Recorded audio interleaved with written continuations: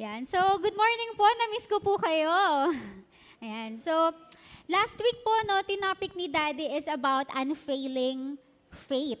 Tama? Naalala niyo yun? Unfailing faith. So, ano ibig sabihin ng unfailing faith? Unfailing faith means limitless. Hindi nagpapapigil, no? Hindi nagpapatibag, no? Faith without limits. But this morning, we will talk about faith again. Ayan. So, bubugbugin natin sa pananampalataya, no? We will talk about immovable faith or faith that is not subject to change. Yung hindi nagbabagong pananampalataya. Kasi alam niyo po, marami akong nakitang mga Kristiyano na sobrang in love sa Lord. Sobrang in love sa Lord, grabe-grabing maglingkod. Pero, pagpasok ng another season, nag-college, nagtrabaho, nag-asawa, nagkaroon ng magandang buhay. In another season, biglang nawawala ang fire sa paglilingkod. Posible po ba yun? Posible, di ba? Bakit kaya yun nangyayari? Or ano kaya yung pwede natin gawin para tayo ay maging solid na Kristiyano? Kasi ang goal natin ay maging Kristiyanong solid. Tama ba? Ayan. So sabihin mo nga sa katabi mo, hindi ka seasonal na Kristiyano. Yan. Sa lahat ng season, mananatili ka dito. Sabi mo. Ayan.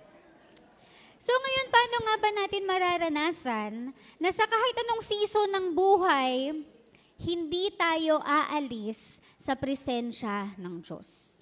No? Gusto niyo po ba yun? Sa kahit anong season, mananatili tayo, no? Hanggang dulo. Ang sarap sa pakiramdam. Yan.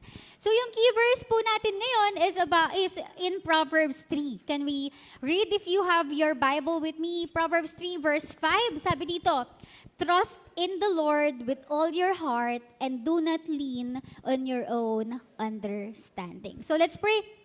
Father, we thank you, Lord, for this wonderful word that you have given us, O Panginoon. O God, Lord, open the hearts of everyone in here, Lord. Kayo, Panginoon, ang manguna. Kayo, Lord, ang mangusap. Itago mo ko, Panginoon, sa iyong likuran, Lord God, that you may speak, Lord, that I may speak with your wisdom, Lord God.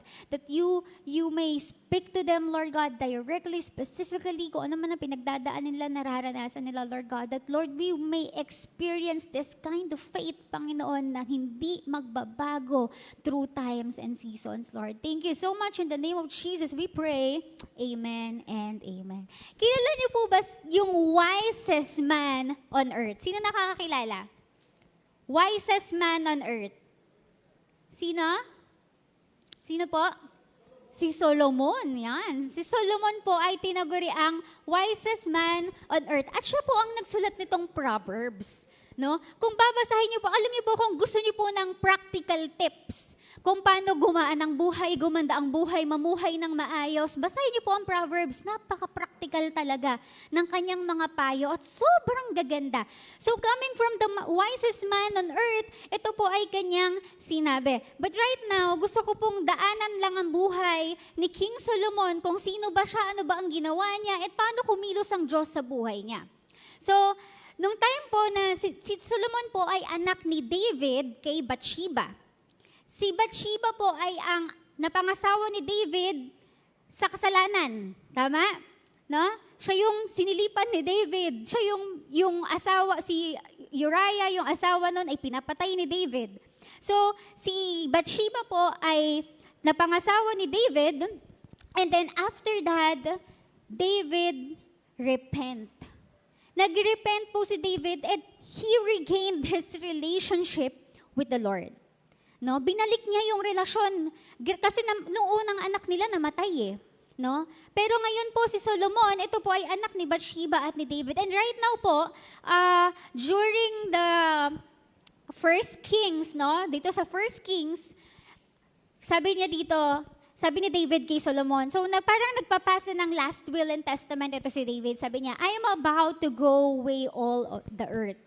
So Solomon, malapit na akong mawala. So ito yung mga payo ni David kay Solomon. Sabi niya dito, so be strong. Maging malakas ka. Act like a man. and observe what the Lord your God requires. Observe, sabi niya, observe what the Lord your God requires, walk in obedience to Him, sundin mo siya, keep His decrees and commandments, His laws and regulation as written in the law of Moses. Do this so that you may prosper in all you do and wherever you go. Napakagandang payo po. Na sundin mo ang Panginoon, Solomon. Gawin mo lahat ng pinapagawa niya sa'yo so that you may prosper in whatever you do and wherever you go. Sino yung gusto na ganon? Yung kahit anong gawin mo, magpa-prosper. Kahit saan ka pumunta, magpa-prosper. Gusto mo ba yon? Amen? Gusto namin yan. Kami ng asawa ko, talagang declaration namin yan na hindi lang sa barko, pagpapalain ng asawa ko. Na kahit nandito kami sa lupa, God can bless us. Di ba? So ito yung pinapayo ni David kay Solomon nung ipinapasa niya na yung trono. Alam niyo po, napakasarap sa pakiramdam kapag po ang mga magulang natin ay Kristiyano. You are blessed if your parents leads you to God. Kasi may edge ka na agad eh. Alam mo na kung paano mamuhay ng successful, ng may peace, ng merong security. No? Iba yun eh. Sabi niya, tinuloy natin, and the Lord may keep His promise to me, may pangako daw si God kay David. Ang sabi niya dito, if your descendants, kapag ang mga anak mo, kaapu-apuhan mo, mga generations from generations, watch how they live, and if they walk faithfully before me, kung magiging tapat sa akin ang mga anak mo at ang kaapu-apuhan mo, before me with all their heart and soul, you will never fail to have a successor on the throne of Israel. Ang sarap ng pangako, no, na kapag pala tayo po ay tinanggap natin ng Panginoon, sa'yo pa lang, buhay mo pa lang pagpapala na, hindi lang sa sarili mong buhay, kundi sa kanununuan, ka-apu-apuhan mo. No? Blessings will overflow in your life. Sa'yo pa lang, kapag tinanggap mo ng Panginoon, when you live in obedience, when we live in Christ wisdom, sa atin pa lang po pala, lahat ng mga curses of generations putol na. Yung mga curses of the enemy putol na. Sa atin pa lang magsisimula na ang generation that will honor God. So napakaganda po ng pagpapasa ni David kay Solomon ng trono, no? And then si God, because si God, David was close to his heart. Sabi nga, di ba, David was the man after God's own heart. Sabi niya in 1 Kings 3 verse 5, sabi ni God, Solomon, ask whatever you want me to give you. Tatanungin ko po kayo, kung meron po kayong chance right now, kung tatanungin kayo ni God, Ryan, sabihin mo sa akin kung ano yung gusto mo ngayon. I will give you whatever it is. Ano kayang hihilingin natin? Ano kayang ask natin sa Lord? No? And then, in verse 7, alam mo po kung ano naging sagot ni Solomon? Sabi niya dito, now, Lord my God, you have, biglang lumakas. You have made your servant king in place of my father David. Tingnan niyo po yung reaction ni Solomon dito, no? Parang sobrang lakas naman. Hello. Ayan. Sabi niya, ano yung naging sagot ni Solomon nung sinabi ni God, Solomon, i-ask mo sa akin, whatever it is, I will give it to you. Tingnan niyo po yung puso ni Solomon. Now, Lord my God, you have made me king and servant, but I am only a little child and do not know how to carry out my duties. Na Lord, bata lang ako. Hindi ko alam kung paano ako magli-lead ng isang kingdom. I don't know how to be a king. Wala akong capability, wala akong capacity. Minsan ba nararanasan mo yun sa buhay mo, that God is calling you into something, to do something, pero pakiramdam mo hindi mo kaya. Ako po, when God called me to preach, pakiramdam ko hindi ko kaya. Kasi hindi naman po ako nag-aral ng 4 years ng theology. Pero makikita mo dito yung humbleness, yung humility ni Solomon, no? When he asked what that wish is to God, sabi niya, your servant here is among the people you have chosen, a great people, too numerous to count. So give your servant a discerning heart to govern your people and distinguish between right and wrong. So ano pong hiningi ni Solomon? Sa ang hiningi po ni Solomon ay wisdom, katalinuhan. No? So ngayon pag-uusapan natin, ano ba ang ibig sabihin ng wisdom? So sabi ng Lord, Solomon, I will give you a wise and discerning heart so that there will be no one like you. No? Ang sarap, no? Nor there will ever be. So si Solomon talaga siya yung tinaguriang the wisest man on earth. Dahil grabe yung wisdom talaga na binigay ng Lord sa kanya. And ano pa sabi? Moreover, hindi lang wisdom, I will give you what you have not asked for.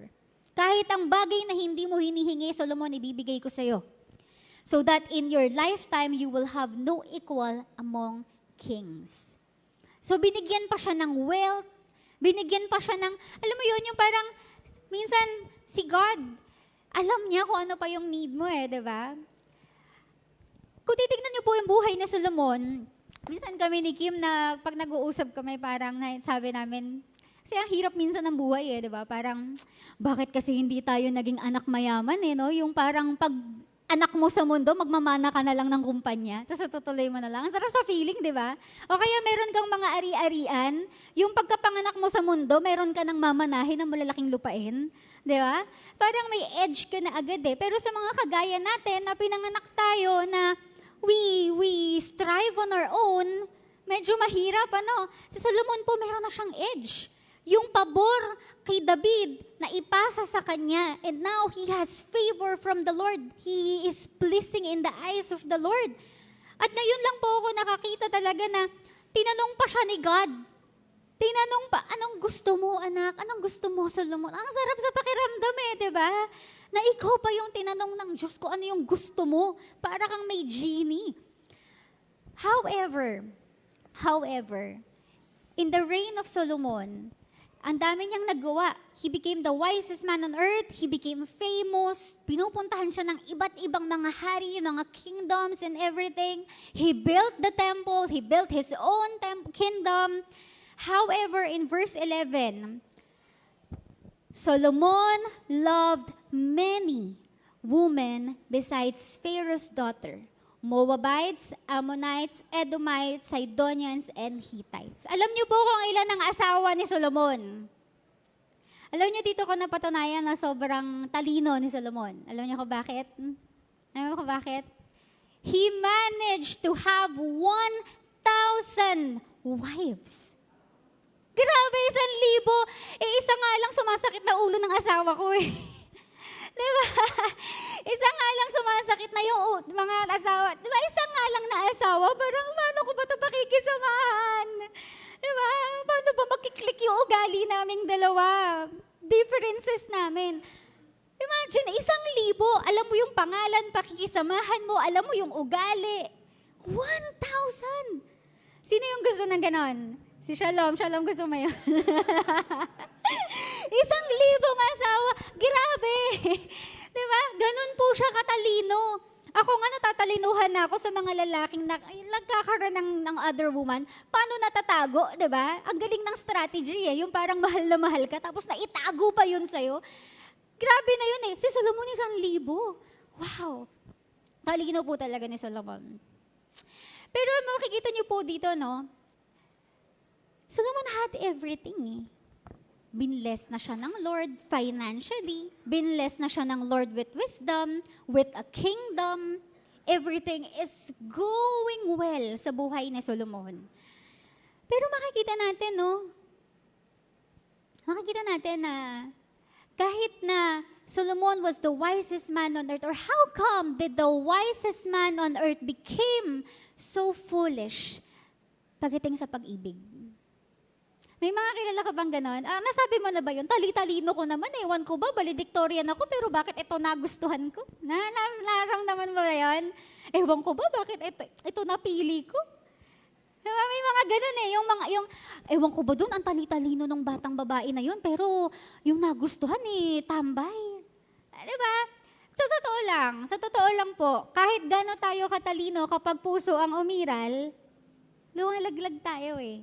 Diba? Kahit gano'n katindi ang ano mo eh, kahit meron kang title, kaya nga minsan usong-uso sa mga teleserye yung sobrang yaman, tas mapufall sa sobrang hirap, diba? Kasi nga ang puso, hindi yan nag-iisip.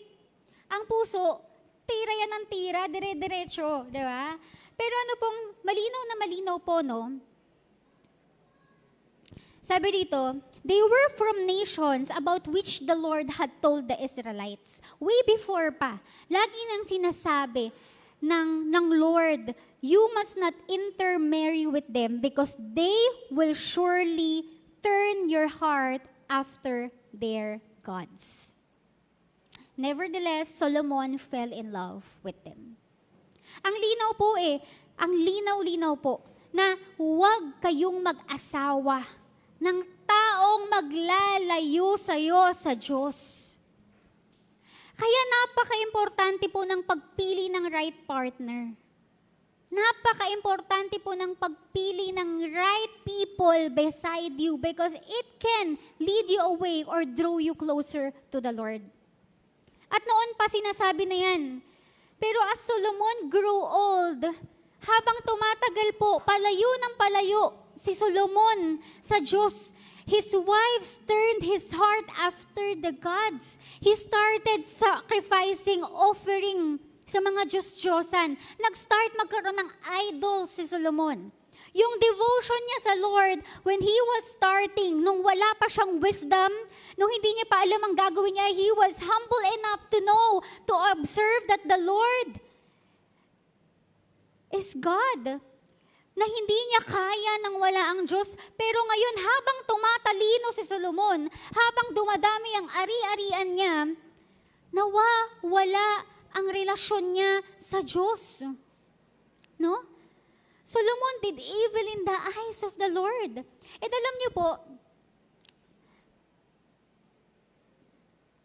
malaking factor that Solomon became so wise that he knows how to make alliance. Nung time po kasi na yun, kapag king ka, no? Kapag king ka, naging sistema din po kasi dati na para magkaroon ng unity, pinapakasalan, parang unified, no? Papakasalan mo para mayroon kayong unity between countries. So, kung titignan po natin, no, yung ginawa ni Solomon of having many wives, maybe it's part of his wisdom to create a unified or a peaceful kingdom. Kasi kapag nag-asawa ka ng, kasi puro royal blood, 700 royal blood, 700 na royal birth ang asawa niya plus 300 concubines. So, ibig sabihin, kung titignan mo, bakit niya ginawa yun? Bakit siya nag-asawa ng marami? Bakit 1,000? No? Eh, kung titignan po natin, no, in over the years, pwede pong alyansa eh. Di ba? Para maging peace, magkaroon ng peace or sign of peace. No? Kung tutuusin, ang talino talaga ni Solomon. He is wise in ruling Israel.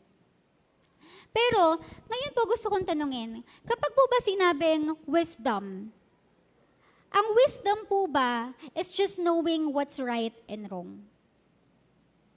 Kasi ako yung ginawa ni Solomon sa mata ng tao, pwedeng tama eh. Ang galing niya. Pinakasalan niya yung mga anak ng hari para hindi sila magkaroon ng mga war o ng gera o para dumoble yung kayamanan niya. Para dumoble-doble yung wealth na meron siya. Diba? Sa mata ng tao, tama, mali? Tama. Ang galing nun, ang galing na strategy nun. Pero sa mata ng Diyos, hindi. Minsan po sa buhay natin, may mga desisyon tayo na nagagawa natin gaya kay Solomon. Na sa mata natin, in our own understanding, tama, pwede. Ang pag-inom ng alak, sin ba siya? The alak itself, no, it's not a sin. Pero dahil ba hindi sin ang alak, ang conviction mo, maglalasing ka na kapag may problema ka? Ang conviction mo ba, mag-iinom ka na?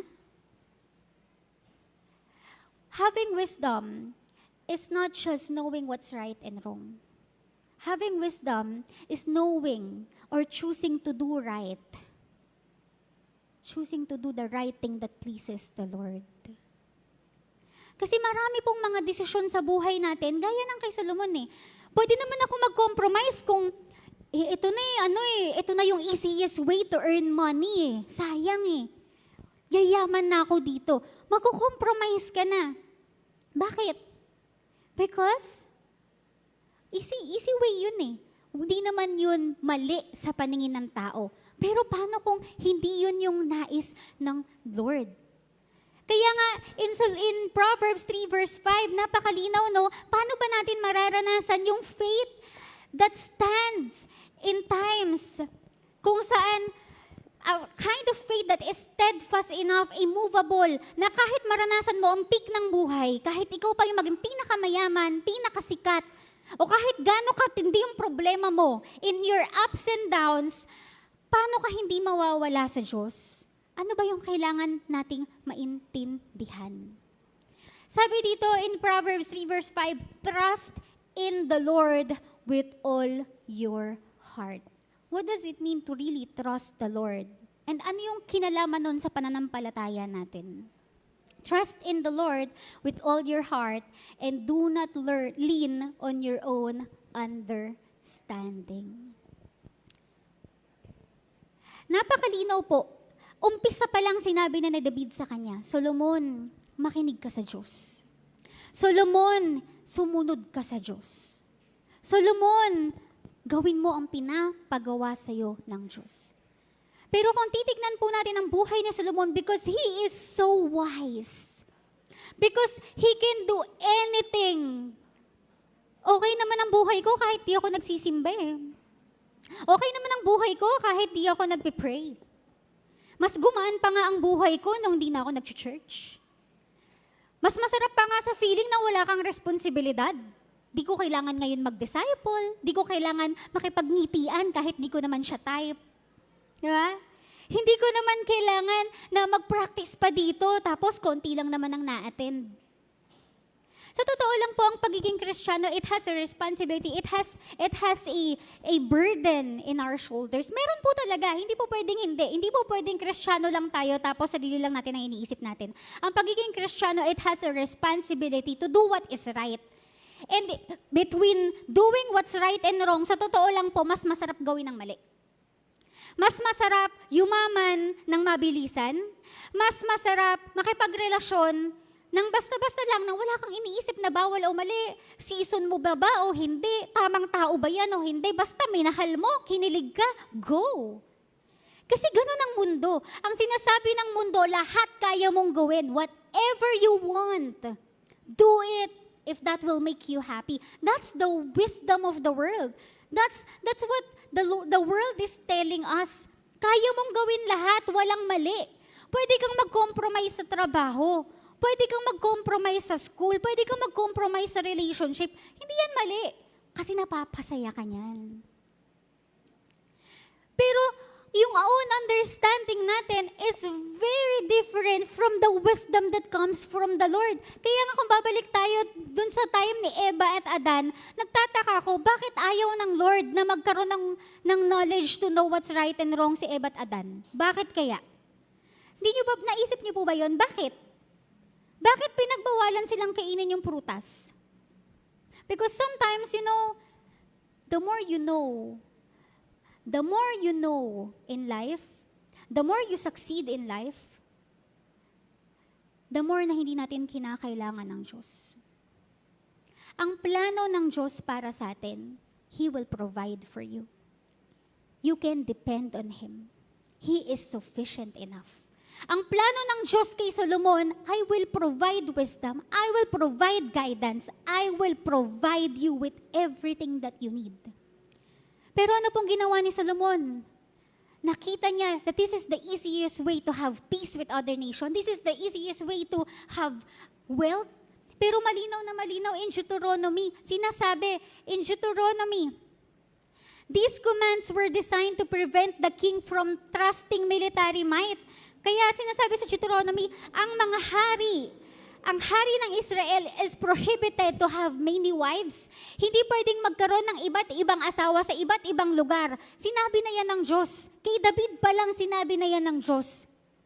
Na hindi mo pwedeng palakihin yung silver and gold mo. Hindi mo siya pwedeng, basta may mga provisions, no? For these commands were designed to prevent the king from trusting in their own might.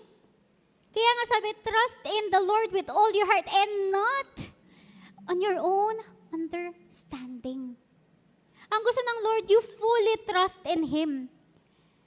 Na hindi ka mag-rely sa wealth mo, hindi ka mag-rely sa trabaho mo, hindi ka mag-rely sa relasyon mo, but you fully depend on Him.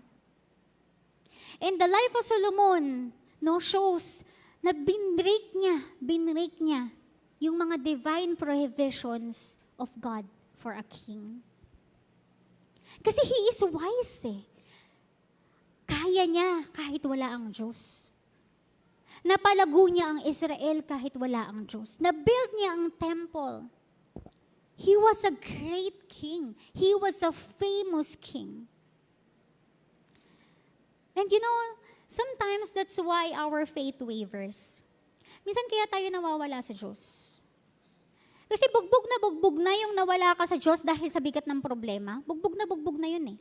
Pero yung naranasan mo yung pagpapala, naging successful ka. You have the career that you wanted, the relationship that you wanted, everything is well, at peace ka.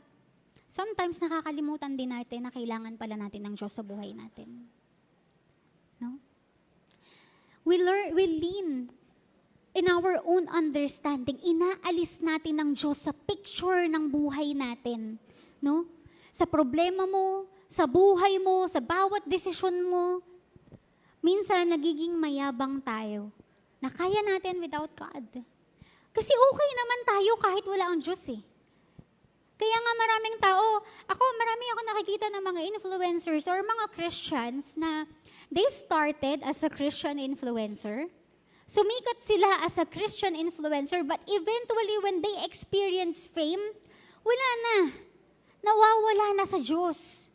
Noong na-experience na nila yung peak, kumita ng malaking pera, naranasan na yung fame, naging sikat na sila, nawawala na yung fire sa Diyos kasi hindi na natin nararanasan yung lackness of not having God in our lives. Hindi na natin nararanasan na kapag wala ang Diyos, wala din tayo. Kasi you have everything eh. And yun yung naranasan ni Solomon. He had experienced the peak in life. That sometimes why God doesn't bless us yet, baka hindi pa po ayos ang puso natin at alam ng Diyos na kapag pinagpala ka niya ng sobra-sobra, mawala ka sa Kanya. Na baka kapag binigay niya sa iyo yung relasyon na yan, mawala ka sa Kanya. Na yung dating fire ng puso mo, kung paano mo nakikita yung sarili mo na wala kang kayang gawin without God, baka kapag ibinigay niya sa iyo lahat, mawala siya sa sistema ng buhay natin. But in everything is, how can we trust the Lord with all our heart? Paano nga po ba? Paano po ba nasa atin masasabi that we can trust the Lord with all our heart? Now in Proverbs 3 verse 6, kasunod, trust in the Lord with all your heart and do not lean on your own understanding. Do not lean on your own understanding because our understanding is limited. Kagabi lang nagkaroon kami ng discussion, argument ng asawa ko. Kasi when you trust on your own understanding, kung ano lang yung meron ka, doon ka lang nakabasi eh. Ito lang yung pera natin eh. Ito lang yung kaya nating gawin. Ito lang yung kaya nating ma-achieve. Ito lang yung kaya nating ma-attain. But when you trust the Lord, you know that there is so much greater. Ako po, minsan naiinis sa akin yung asawa ko kasi hyper faith po talaga ako. Ang taas po ng pangarap ko. Sobrang taas ko pong mangarap. Hindi po akma sa pinagdadaanan ko ngayon. Hindi po akma sa laman ng wallet namin. Hindi akma sa sitwasyon ng buhay namin. Sobrang taas ko pong mangarap. You know why? Ganun ako pinalaki ng nanay ko. Pinalaki ako ng nanay ko na kahit wala kaming pera, hindi ko nararanasan. Hindi ko nararamdaman. Pinalaki ako ng nanay ko na kahit saktong-sakto lang yung pera namin, magbibigay pa rin yan. Manlilibre pa rin yan. Magta-tithes pa rin yan. Because she knows that we are not limited because we have God. And that's faith. That's leaning not on your own understanding kasi yung pera mo limitado. Hindi ka makakapag-tithes kapag ang tinignan mo ay yung pera mo. Pero pag tinignan mo ang provision ng Diyos, it is limitless. He can do all things, even the impossibility. He can do so much more. And if you will only lean on in your own understanding, gagawa ka ng mga paraan na hindi plano ng Diyos sa'yo dahil sa paningin mo, kailangan mo yung gawin. Magko-compromise ka sa trabaho. Manloloko ka ng tao. Gagawin mo lahat para kumita ng pera. Well, in fact, you are already provided. In fact, you are already blessed. Solomon was already blessed as a king. Pero dahil ang understanding niya ito lang, nakabox lang sa wisdom niya, and he didn't trusted the Lord with everything, he started to fall. In everything, let's acknowledge God.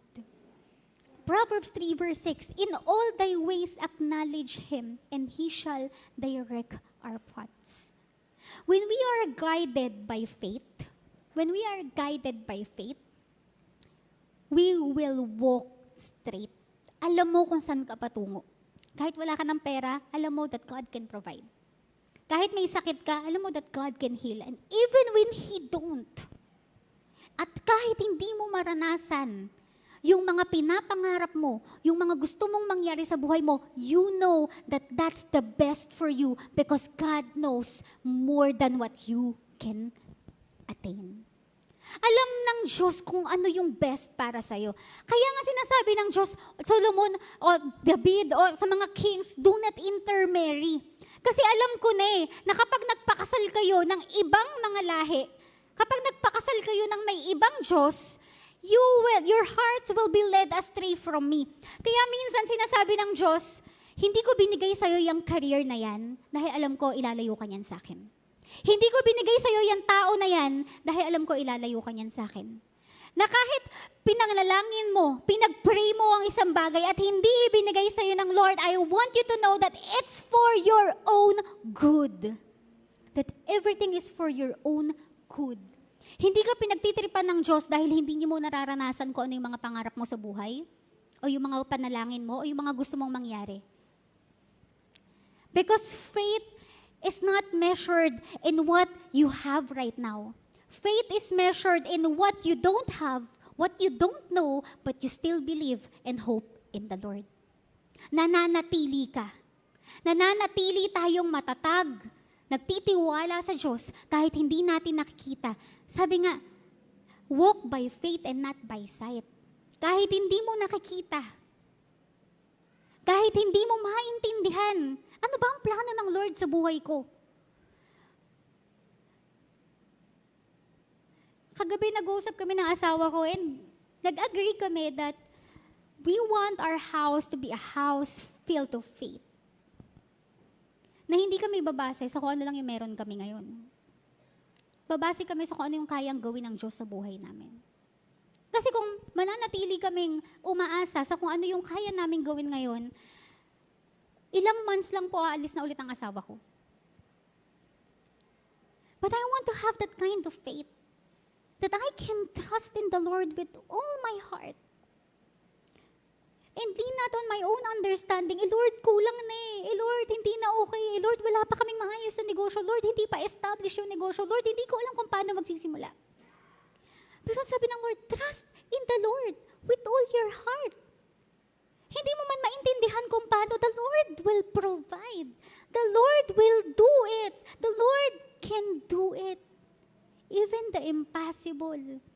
Mamuhay tayo ng ganun. Tayuan natin ang pagiging Kristiyano na hindi seasonal.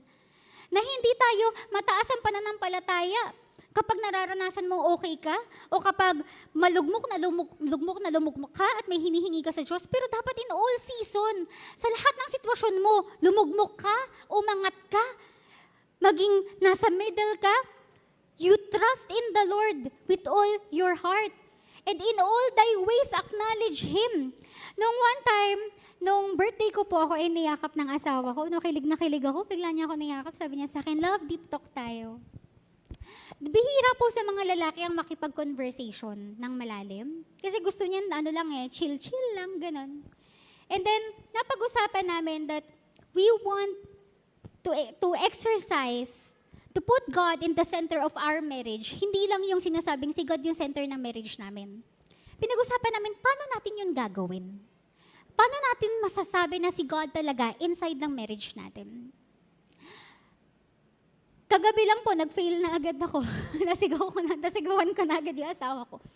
Pero, when you desire it, proseso yun eh. Hindi naman agad-agad eh. Pero alam niyo po, ang sabi sa akin ng asawa ko, you will know that you acknowledge God, or you put God in the center of your marriage, or in the center of everything you do when you acknowledge Him. Gusto ba ng Lord to? Itong mapapangasawa ko, itong pinipili kong desisyon, malulugod ba ang Diyos dito? Itong trabaho na to, malulugod ba ang Diyos dito? Itong desisyon na to, malulugod ba ang Diyos dito? Itong ugali na to, malulugod ba ang Diyos dito? You acknowledge Him. Lord, gusto mo ba to? Lord, plano mo ba to? Dati tinanong ako ng kapatid ko, ate, dami namang mga gwapo tsaka mayayaman na nanligaw sa'yo. Bakit parang hindi mo sila pinansin noon, ganyan-ganyan. Lagi kong tanong sa Lord, Lord, gusto mo ba to para sa akin?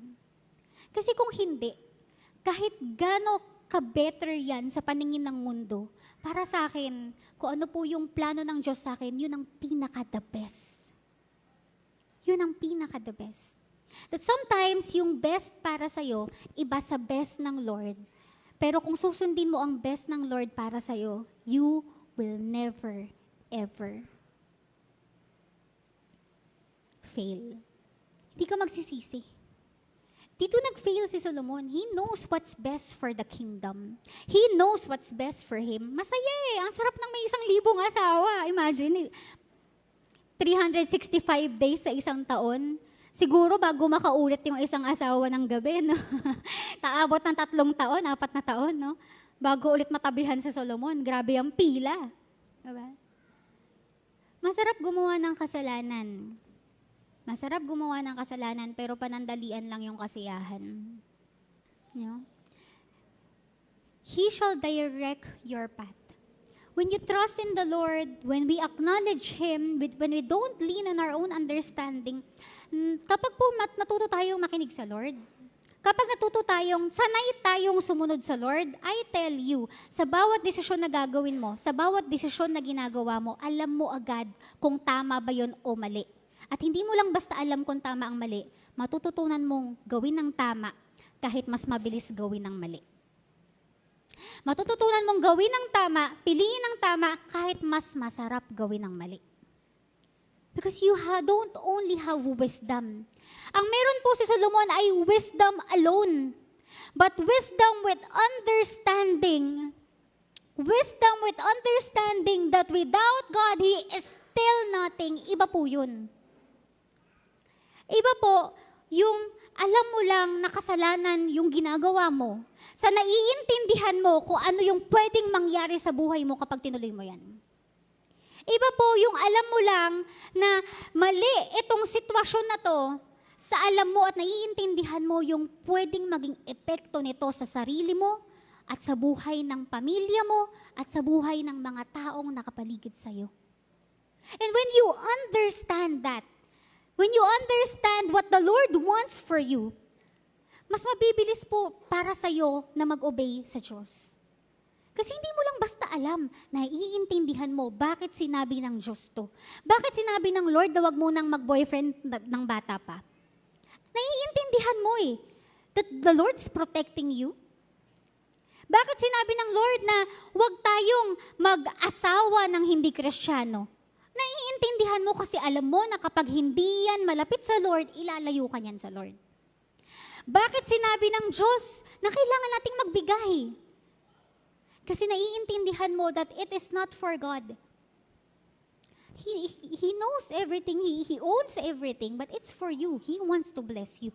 Naiintindihan mo kung bakit sinasabi ng Diyos lahat ng sinasabi niya because you know, you understand who God is. Wisdom alone can still fail. But wisdom with understanding, with fear in the Lord.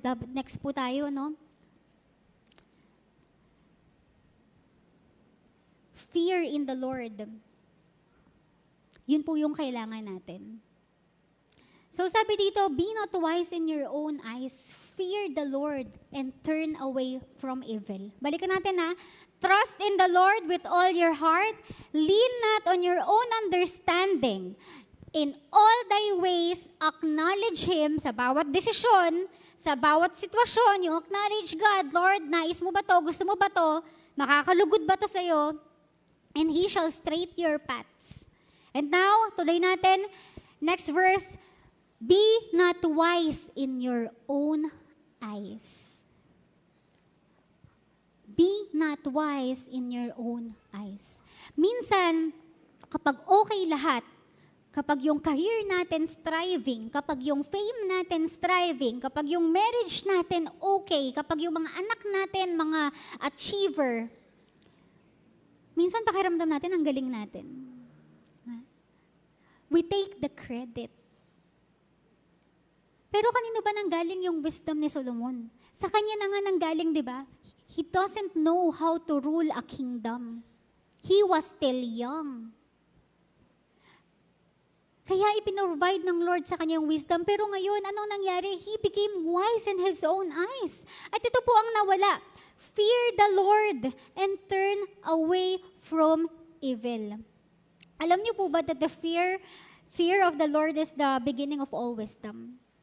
But when you fear God, alam niyo po, nung bata pa ako, when I was younger, dumating po ako sa season na nagrebelde ako sa magulang ko. Dumating ako sa season na galit ako sa simbahan, galit ako sa church, galit ako sa mga tao sa church. Pakiramdam ko lahat sila, expectations lang yung tingin sa akin, kinukumpara ako sa kapatid ko, kinukumpara ako sa magulang ko. Hindi ako makapasok sa ministry. Galit po ako sa church. Before po akong naging Kristyano, kaya tinanong ako last time, nag-one-on-one kami nila Pastor Andy. Nagtanong po si Pastor Andy, kailan ko tinanggap ang Lord as my Lord and Savior? Sabi ko, college. Anak po ako ng pastor since birth. Active po ako sa church. Kumakanta po ako dati. Hindi nyo lang halata. Sumasayaw po ako noon. Hindi po ako uma-absent sa church, hindi ako uma-absent sa Bible study. I know what's right and wrong. Malinaw na sinasabi sa akin ng magulang ko, bawal to, bawal yan, dapat ganto, dapat ganyan. I know everything. But the beginning of wisdom is when you started to fear the Lord. The beginning of wisdom is when I started to know Christ on my own. Noong nagkaroon ako ng personal na relasyon sa Diyos, when I was in college, naranasan ko kung sino talaga si Lord sa buhay ko. Nagkaroon ng revival ang puso ko. That naintindihan ko na itong mga ginagawa namin sa simbahan, hindi lang to ginagawa ng magulang ko dahil pastor sila. Hindi lang to sinasabi sa akin ng magulang ko dahil magulang ko sila. Naintindihan ko that what they are telling me, every instructions that they give me, it is for me. Doon po nagsimula. When I started to fear God, nagkaroon po ako ng mga tropa, ng mga barkada, sobrang lala. Umiinom araw-araw, nagbo-boyfriend ng kung sino-sino. Napakabilis po na maimpluwensyahan. Pero alam niyo po, mapagmamalaki ko na hindi ako naimpluwensyahan. At yung mga kaibigan ko noon na ang lala, na sinasabi talaga ng iba na, bakit ganyan ang mga friends mo? Akala ng ibang tao, ganon din ako. Nagugulat sila, ay, hindi ka pala nag-iinom? Ay, hindi ka pala nagbo-boyfriend basta-basta? Nagugulat sila kung paano ako manindigan. At alam niyo po, yung mga kaibigan ko, na walang ginawa noon kundi sirain ang buhay nila, puro Kristiyano na ngayon. Because I fear the Lord. Ang takot ko noon, masira ang buhay ko. Ang takot ko noon, ma-fail ko ang Diyos sa buhay ko. Takot na takot po ako noon na mawala ang pabor sa akin ng Diyos. Kasi bata pa lang ako, lagi nang ini-impart sa akin ng magulang ko, you are favored. Anak, you are blessed. Anak, mayroon kang anointing. At dahil sa finifeed sa akin ng magulang ko, now I believe finid ni David kay Solomon, you are blessed, you are favored, you are chosen, you are anointed. Takot na takot po ako na mawala sa akin yung blessing na yun. Kaya ayokong gumawa ng mali eh. Kaya takot akong gumawa ng mali. Because I fear the Lord. Takot ako na maranasan ang buhay na malayo sa Diyos. Na kahit maranasan ko lahat ng mga temporary things sa mundo ngayon, kapag po naranasan natin yung buhay na walang Diyos, I tell you, there's a huge difference. Iba. Iba yung peace, iba yung security, iba yung hope. Iba po kapag Kristiyano tayo. And when you fear the Lord, you turn away from evil. Hindi mo gagawin ang mga bagay na hindi nakakalugod sa Diyos. When you have wisdom and fear in the Lord, I tell you, hindi mo lang alam kung ano ang tama at mali. Pipiliin mo ang tama kahit mas mabilis tahakin ang mali. Pipiliin mo ang tama kahit mas masarap ang mali. Because you don't just know. You understand why. You understand who God is. You know the character of God. At kapag hindi mo po kilala ang Diyos, if you don't truly know who God is, it's really hard to trust in Him. Kasi hindi mo siya kilala. You don't know His character. You don't know how He thinks. You don't know how He works.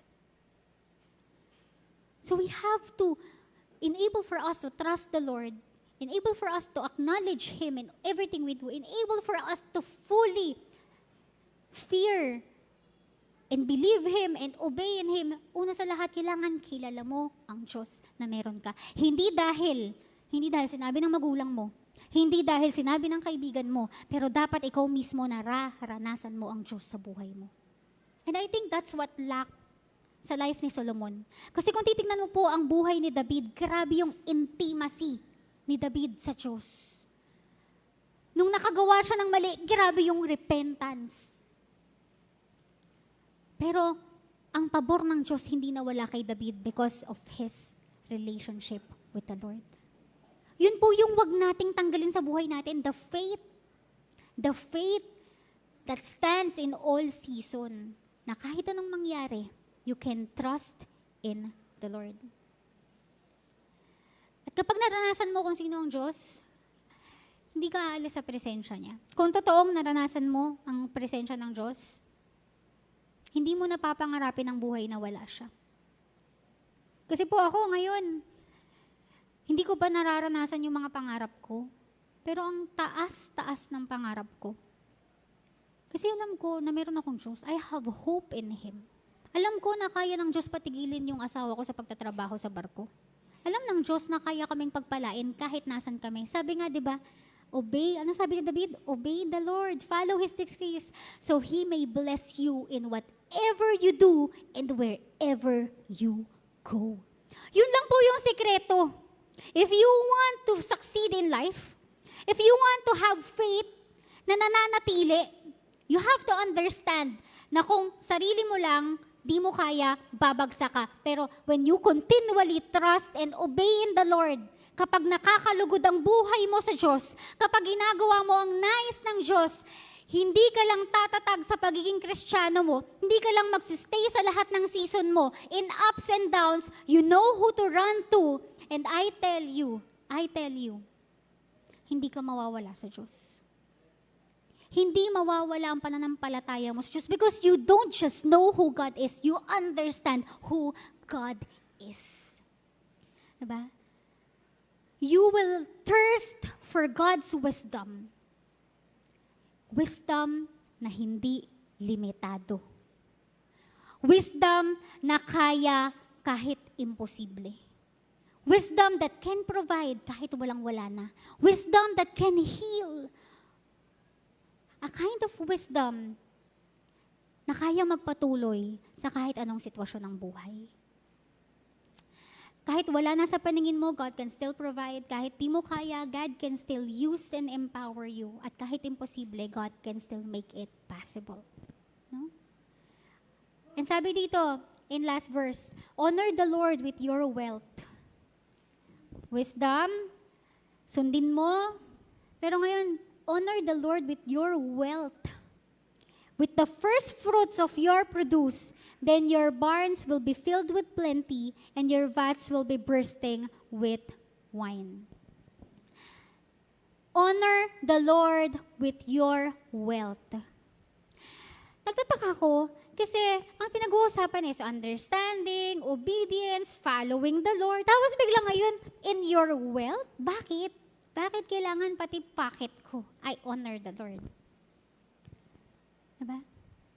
But you know what? I realized that when you give to God, when you honor God with what you have, this is not just wealth. The first fruit means the best. Best ng oras mo, best ng buhay mo, best ng talent mo, best ng pera mo. Best na meron ka. Honor God with your wealth and first fruit. Because you know why?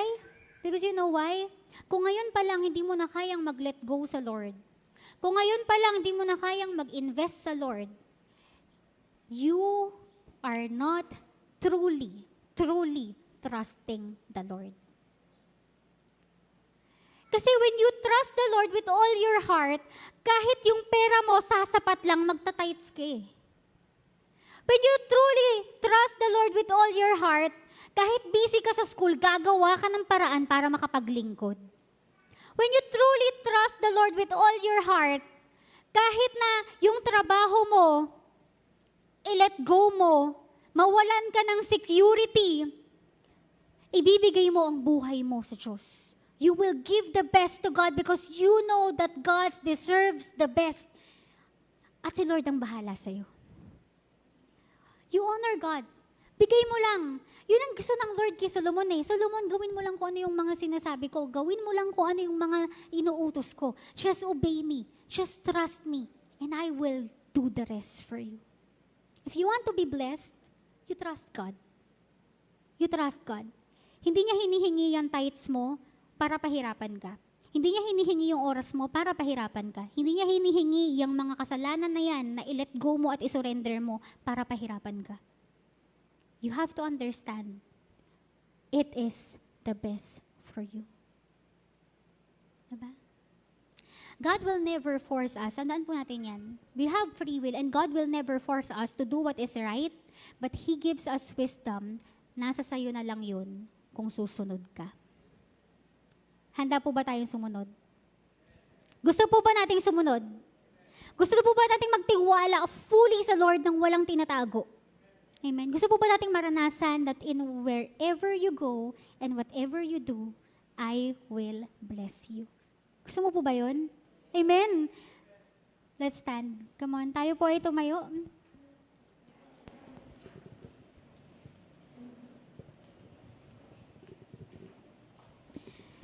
You know, ito po ay sinulat ni Solomon and afterwards, nagkaroon ng conclusion. Sinulat ni Solomon ang Ecclesiastes. Si Solomon, the wisest man on earth who failed having 1,000 wives. Si Solomon, who wrote the Proverbs. Ngayon, sinulat niya po ang Ecclesiastes. At ito po ang sinasabi niya. I amassed silver and gold for myself. Naranasan ko ang kayamanan. The treasures of the kings and provinces. Kahit ang mga kalaban naming lahi, nagkaroon ako. I acquired. Nakuha ko ang kayamanan nila. I harem as well the delights of the heart of man. Babae, pleasure. Lahat ng pwede kong maranasan dito sa mundo, naranasan ko, I became so successful in life. But it did not bring happiness. Instead, everything was meaningless. Naintindihan ni Solomon na kahit naranasan niya yung peak ng success, ng career, ng buhay niya, babae, relasyon, name it, naranasan niya yan sa sobrang talino niya. But now he concludes that everything you pursue apart from the Lord, it is meaningless. It is like chasing the wind. Everything is meaningless. Nothing was gained under the sun. Na lahat ng naranasan niya, lahat ng pinupurso mo siguro ngayon, na mas importante sa iyo ngayon, na mas pinahahalagahan mo sa iyo ngayon, Solomon is a living testimony na naranasan niya yan, pero wala yang kwenta kung wala ang presensya ng Diyos sa buhay niya. Ang puso ko'y dinudula.